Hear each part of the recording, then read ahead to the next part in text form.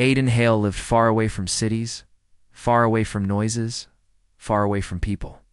He had chosen a quiet life on the dusty moon of Ariznine, a small colony used mostly for mining and fuel storage. Others said the place was boring, but Aiden liked boring. After years of working on dangerous starships and fixing broken machines under fire, silence was a gift. His house was nothing special, just a small metal cabin built beside a dried canyon. The sky above was always pale orange, and the wind often carried fine silver dust across the flatlands. At night, the twin planets of Eris Prime and Eris Minor could be seen glowing softly in the sky like watchful eyes. Aiden spent most of his evenings sitting on his old chair outside, drinking synthetic tea while listening to the humming of his repair drones. He did not expect visitors. He did not want visitors. That was why he almost fell out of his chair when his front door opened in the middle of the night. Without warning, he had locked it. He was sure he had, but it slid open with a firm whoosh, like someone had overridden the control panel. Aiden jumped to his feet, his pulse beating fast. He looked toward the door, expecting a thief or a lost miner. But the figure standing there was not someone he could have imagined. It was a woman, but not human. She was tall, perhaps a little taller than him, and her skin was a soft, silver-blue shade that seemed to reflect the dull light of the cabin. Her hair was pale, white, and long, flowing over her shoulders like strands of moonlight. She wore what looked like an elegant robe made of fabric he had never seen before, half damaged, half glowing from strange patterns. Her expression was calm, almost steady, but he could see something else in her eyes. Urgency and exhaustion. He froze. His mind told him to reach for his tool wrench or grab something for defense, but his body did not move. The woman stepped inside without waiting for permission. She did not speak. She did not even look at him at first. Instead, she walked past him slowly, observing the small cabin like she already knew it. Then, without asking, she sat down on his bed. Aiden stared. His brain tried to catch up with what was happening. Who is she? How did she find this place? Why is she inside my home? He finally found his voice. "Who are you?" he asked, trying to sound firm, but coming off more confused than angry. The woman finally turned her eyes to him. They were bright silver, almost like polished metal. She looked at him as if measuring something, his strength, perhaps, or his character. "I will explain soon," she said softly. Her voice was calm and smooth, but it held authority. "But first, I need you to close that door. They might be following." Aiden blinked. "They? Who is they?" "What? I cannot waste time," she said, cutting him off. "Please, close the door." There was something about her tone. It was not begging, not fearful, but firm, as if she was used to being obeyed. Aiden hesitated only a second before quickly hitting the control panel. The door slid shut with a hiss. He turned back to her, still unsure. "Look, I don't know who you are or what you want, but this is private property. You can't just—" She raised her hand, not in threat, but in request. "I know," she said quietly, "and I am sorry, but I had no choice. You are the only human I could find." Aiden's eyebrows drew together. "The only human? There are thousands on this moon. None like you," she replied. He did not understand. What is that supposed to mean? She did not answer immediately. Instead, she reached into the inner pocket of her robe and pulled out a small device the size of a coin. With a light tap, it activated, glowing with soft blue light. A moment later, a holographic symbol projected into the air, crest made of intertwining stars around a single rising sun. Aiden's breath caught. He recognized that symbol. It was the royal insignia of the Xeron Dominion, one of the most powerful alien empires in the sector. It belonged only to their ruling family. He stared at her. You're. She nodded slowly.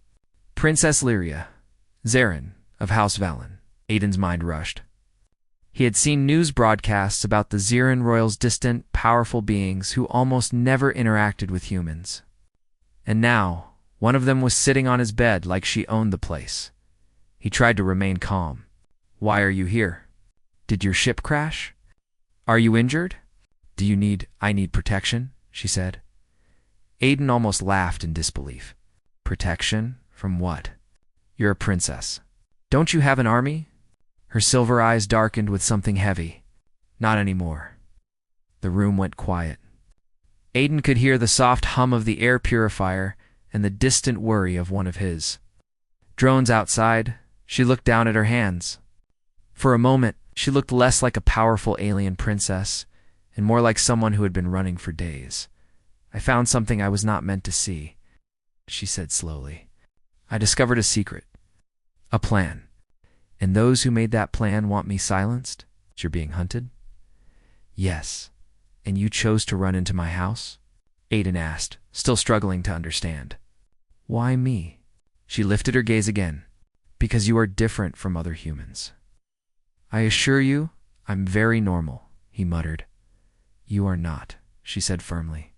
I read your name from the colony registry. Aiden Hale, former combat engineer for the Orion Frontier Fleet. You served in battles against Zarin forces 5 years ago. Aiden tensed. He had not expected that part of his past to come up. Those days are behind me. Perhaps, she said calmly. But you survived Zarin's psychic suppression fields. Aiden frowned. So, do you not understand? She leaned forward. My people are trained to bend the minds of others when needed, even humans. But you cannot be bent. Aiden was silent. He had indeed been subjected to psychic interference during the war, but somehow he had resisted it. Doctors had studied him for months, calling it a rare neurological immunity. He had tried to forget all about it. Princess Lyria continued. If I am caught, they will force me to forget what I know. They will rewrite my mind. I need someone they cannot influence. Someone who will not betray me, not by weakness, not by force. Aiden asked slowly. I do not think, she said. I know. Aiden rubbed his forehead. Everything was happening too fast. Just an hour ago, he was drinking tea and watching the stars. Now an alien princess was in his house asking for protection from a royal conspiracy. He sighed deeply. This is insane. It is real, she replied. Do you even have proof of this conspiracy? She nodded once. I have a data crystal, but I cannot open it without a secure terminal. And even if I do, I need someone who will help share it with the right people. Aiden hesitated. Why should I help you? For the first time, her expression softened, not with arrogance or command, but with something closer to honesty. Because I have nowhere else to go, she said quietly. Those words hit him harder than he expected. He saw the exhaustion in her posture, the faint tremble in her hands, the way her shoulders had lost their royal straightness. She had been running. She had probably not slept. She was not here as a powerful alien princess. She was here as someone asking for help. Aiden stayed silent for a long moment. Then he walked to the small cabinet beside the wall and poured a glass of water. He handed it to her. She accepted it carefully. Almost surprised by the gesture, he pulled up a chair and sat across from her. All right, he said slowly. You can stay. But only for tonight. In the morning, we figure out a plan. She gave a small nod. Thank you. But listen clearly, Aiden said firmly. I don't take orders. You might be a princess out there, but in this house, we make decisions together. Understand? A faint smile touched her lips. Understood. For the first time since entering, she looked slightly relieved. Aiden stood up again. You can take the bed. I'll sleep in the workshop. She looked surprised. But this is your home.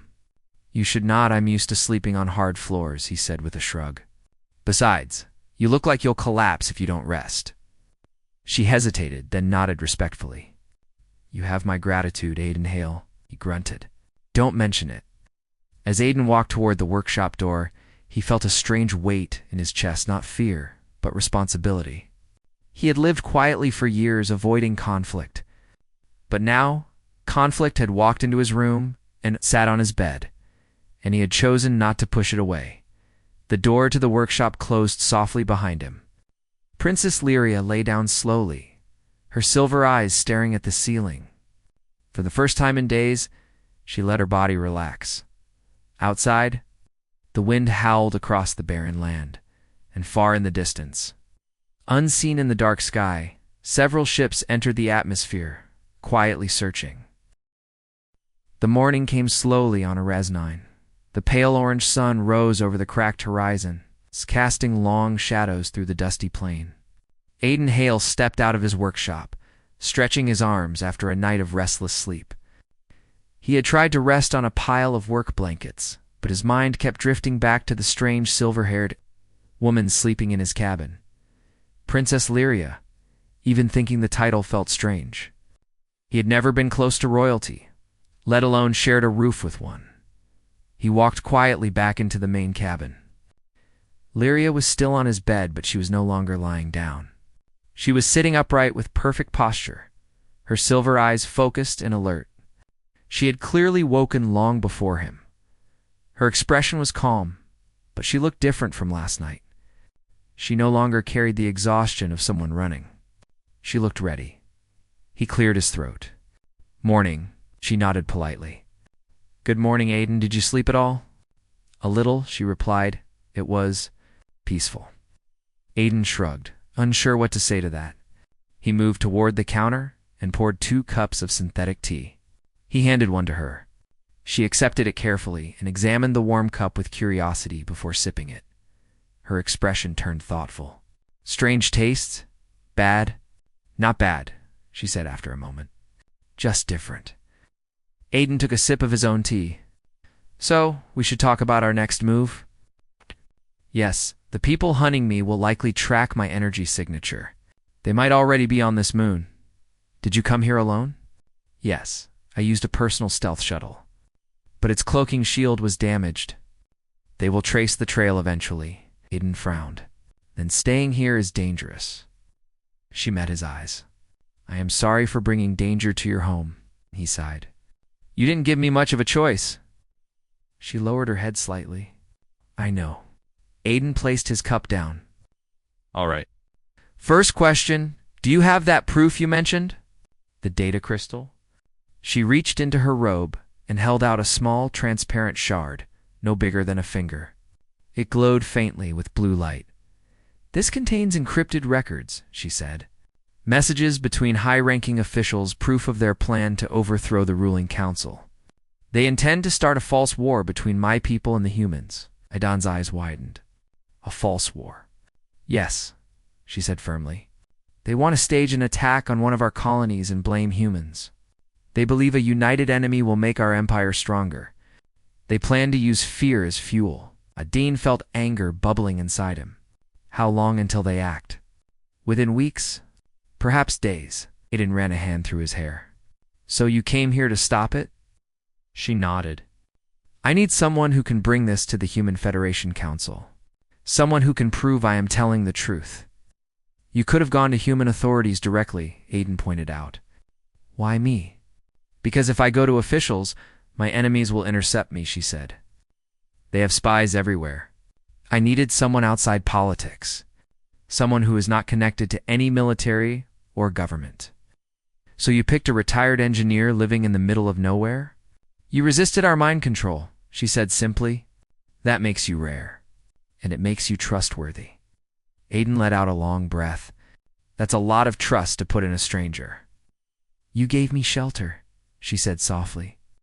"You could have given me to the authorities." "You did not." He didn't respond to that. Instead, he stood up and walked toward his workbench. He opened a drawer and pulled out a small scanner. "Let me see that crystal." She handed it to him. Aiden placed it under the scanner's light. The device flickered as it analyzed the crystal's surface. A moment later, the screen displayed a warning. "Access restricted, high-level Xeron encryption." "Can you unlock it?" he asked. "Not without a Xeron Royal console," she said, "which is why we need to leave this place.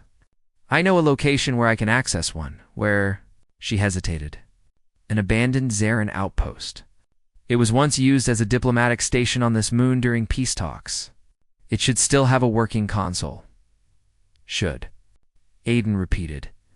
"You're not sure?" "It has been inactive for years," she admitted. "But I believe I can restore power." Aiden crossed his arms. "And how far is this place?" 20 kilometers east, she said. Aiden thought for a moment. His rover could make the trip easily. But leaving the cabin meant exposing themselves to open terrain. If someone was tracking her, he made a decision. We'll go tonight. Travel under low light. She nodded. But before that, he said, turning serious, we need to prepare. If someone does show up here, I want them to regret it. Lyria tilted her head slightly. You plan to defend this place? I plan to make it look defended, Aiden said. If we're lucky, they'll check the area and think I'm still living here. He headed to the workshop. Lyria followed him. Inside, rows of old mining equipment, drones, metal scraps, and spare circuit boards were neatly arranged. Aiden began pulling out parts like a soldier gathering weapons. What are you building? She asked. Distractions, Aiden replied.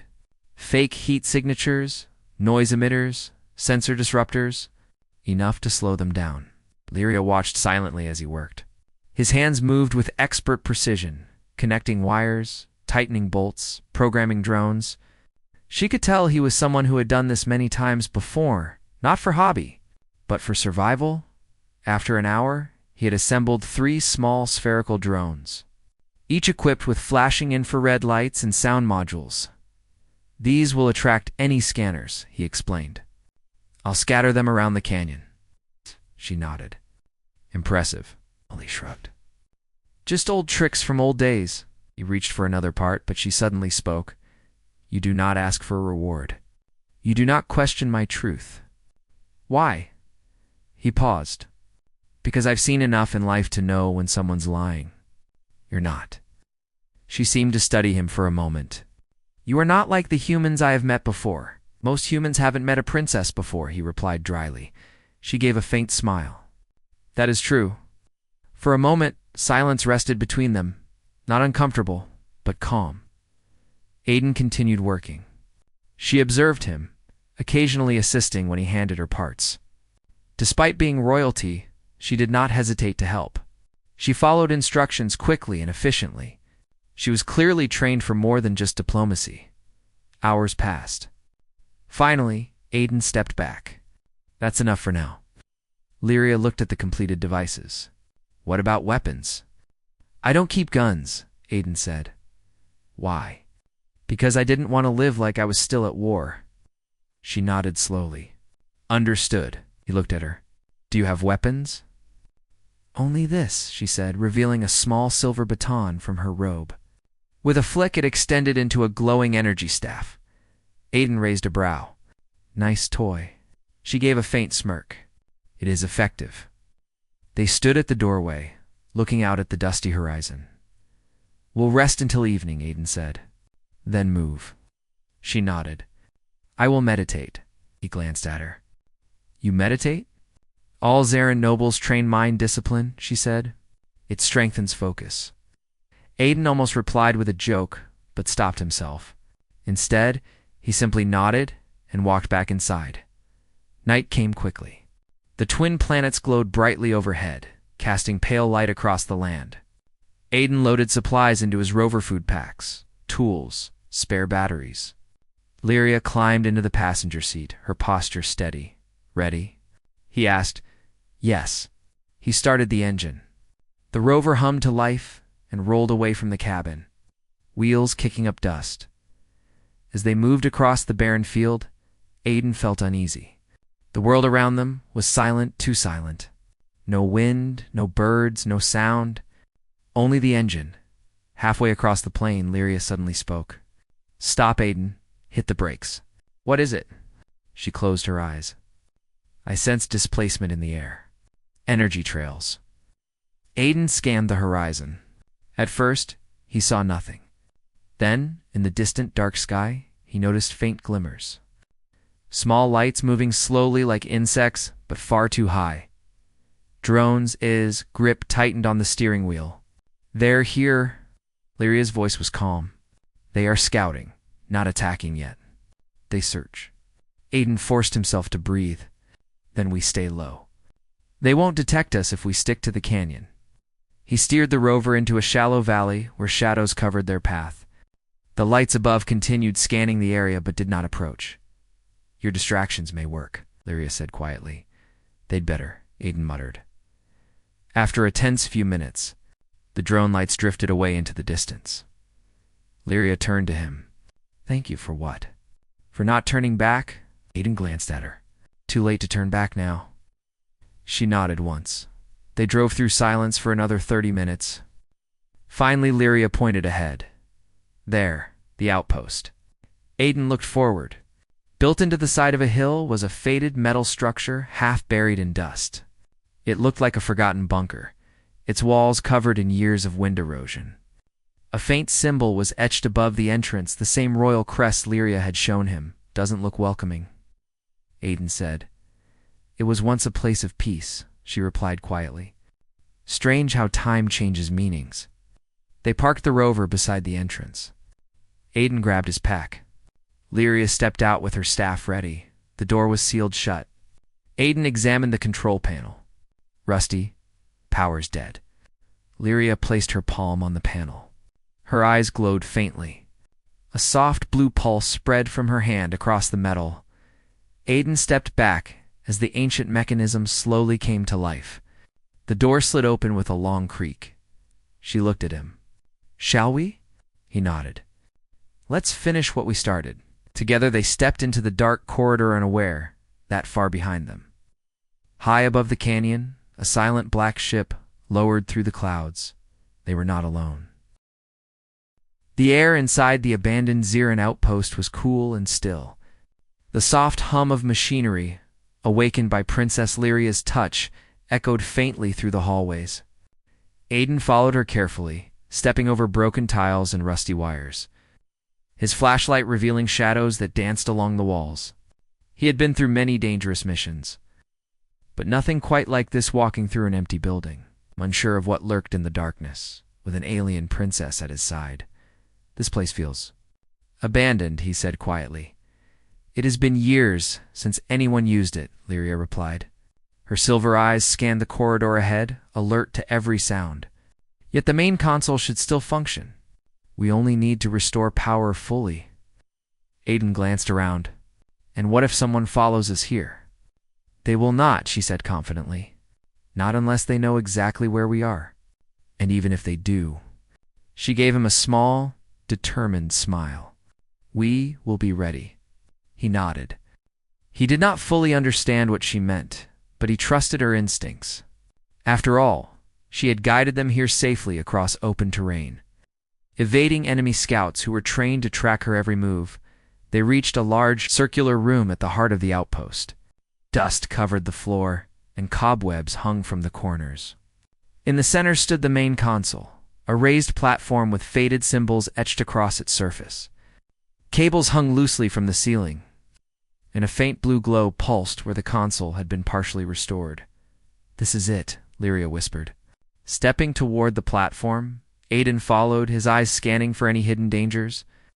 "How do you know this will work?" he asked. "The design has not changed in centuries," she replied. "Zirins rarely replace their core systems unless forced to. If the power supply is restored, I can access the archives and the data crystal." She knelt before the console and pressed her hands against the panels. Blue light spread across the room, illuminating the walls with soft lines of information streaming across the screens. Aiden felt a surge of awe. The technology was unlike anything he had worked with before, even in the Frontier Fleet. "Stand back," she said. Her eyes glowed brighter, and the console began to hum more loudly. A small platform rose from the floor, and the crystal floated before her, lining perfectly with the interface. Aiden watched, amazed. "You make it look so easy," Lyria said, not looking at him. She focused entirely on the crystal. "Now." Decrypting. Lines of code flashed across the screen. Aiden noticed patterns, strange and complex, moving too quickly for him to follow. The crystal shone brighter as information poured into the system. Then, suddenly, an alarm blared. Red lights flashed across the walls. Aiden jumped. "What's happening?" Lyria's eyes widened slightly. "They found us." He turned to the doorway and froze. Through the dim light, He saw shapes moving outside the windows. Siren's soldiers. Silent and precise, their weapons drawn. How did they track us? They must have detected the energy surge when I restored power, she said grimly. We do not have much time. Aiden felt the familiar rush of adrenaline. He had faced impossible odds before, but this time it was different.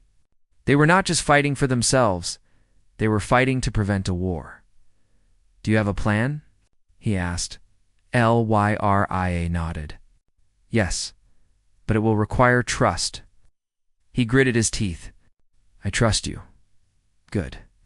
She handed him a small device, a compact energy shield generator. This will protect you for a limited time. I can handle myself. Aiden activated the device. A soft blue field formed around him, shimmering in the dim light. All right, let's do this. The first soldiers broke through the outer door. They moved quickly, but Aiden's shield blocked their initial energy blasts. He rolled to the side, using the shadows for cover, and fired a modified stun device he had assembled earlier. The soldiers faltered, giving Lyria time to complete the decryption. Almost there, she muttered. The crystal floated higher, casting intricate reflections across the walls. The code on the console shifted faster. Aiden noticed that her fingers moved in precise patterns, each motion unlocking more layers of encryption. Suddenly, one soldier broke through a side entrance, charging directly at the console. Lyria reacted instantly, raising her staff. A beam of energy shot out, hitting the soldier and sending him crashing into a wall. Aiden breathed hard. You're incredible. She did not answer, keeping her focus on the crystal. Just stay alive, she said, her voice tense. Minutes felt like hours. Aiden fought off several attackers, his shield barely holding against the energy blasts. He realized that no matter how advanced his equipment, he could not hold them off forever. Then, with a soft chime, the crystal locked into the console. Lines of data streamed rapidly across the screens, showing messages, reports, and secret plans. Lyria exhaled in relief. It's done, she said. I can transmit this to the Human Federation Council now. Aiden looked around. How? She touched another panel. A beam of light shot out, connecting with a satellite relay in orbit. The information flowed instantly, securely, and untraceably. Now, she said, they will know the truth. And the false war cannot begin. Outside, Aiden noticed the soldiers hesitating. Their commanders must have realized the data was compromised. They retreated slowly, their movements cautious. Lyria turned to Aiden. We did it. He nodded, still catching his breath. We did, but we can't stay here. Agreed. She deactivated the console and gathered the crystal. We need to move to a safe location before they send reinforcements. Aiden prepared the rover. Follow me, he said. I know a cave system not far from here. It's hidden, secure, and large enough for us to rest. They drove through the dark moonlit terrain, careful to avoid detection. Lyria sat beside him, her silver eyes scanning the horizon. You are remarkable, she said softly. Most humans would have panicked hours ago. I'm just stubborn, he replied. And I've had a lot of practice running into dangerous situations. She smiled faintly. I think it is more than that. You fight because you choose to, not for reward, not for recognition. You fight because it is right. Aiden glanced at her, feeling a strange warmth. I've never had someone say that to me before.